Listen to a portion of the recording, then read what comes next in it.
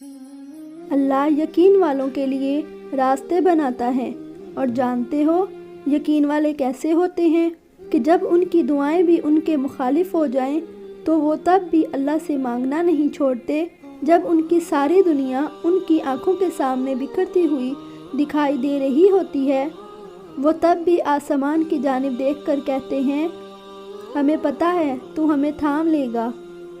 تو بتاؤ پھر کیا تم اتنا یقین رکھتے ہو اللہ پر کہ اپنے منصوبوں کو اس کے منصوبوں کے لیے ترک کر دو؟ نہیں، تم تو فوراً ڈر جاتے ہو اور پھر زور زور سے کہنے لگتے ہو کہ اللہ نے میری دعائیں تو سنی ہی نہیں، حالانکہ اللہ یہ کہہ چکا ہے کہ تم کیا سمجھتے ہو کہ تم کہو گے میں ایمان لایا اور پھر تم آزمائے نہ جاؤ گے؟ جان مارنی پڑتی ہے تب جا کے اللہ ملتا ہے، یقین کی کڑی آزمائش کاٹنی پڑتی ہے پھر جا کے معجزے ہوتے ہیں۔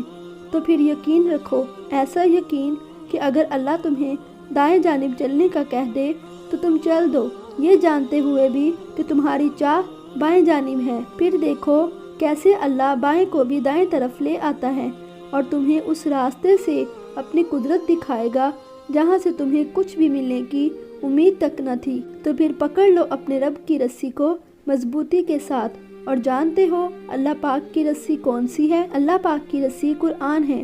قرآن وہ رسی ہے جس کا ایک سرا اللہ رب العزت کے ہاتھ میں ہے اور دوسرا سرا اس کے ہاتھ میں جو اسے پڑھے اور پکڑ لے، کیونکہ اگر تم قرآن کو آنکھوں سے دیکھو گے تو تمہیں الفاظ نظر آئیں گے، دماغ سے دیکھو گے تو علم نظر آئے گا، دل سے دیکھو گے تو تمہیں محبت نظر آئے گی، اور اگر روح سے دیکھو گے تو اللہ نظر آئے گا، اور پھر وہ قرآن کے ذریعے تمہارے اندر نور داخل کرے گا۔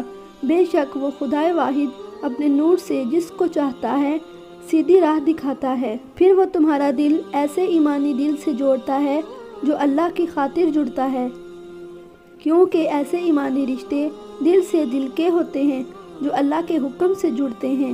ایسے رشتے پاک ہوتے ہیں ہر لالچ سے، حسد سے، ہر دکھاوے اور منافقت سے۔ اللہ کی خاطر جڑے رشتے سکون دیتے ہیں، رب کے بندے رب سے جڑنے کا سبب بنتے ہیں۔ تو بس پھر تم صبر اور نماز سے مدد مانگو، بے شک اس کی مدد قریب ہے۔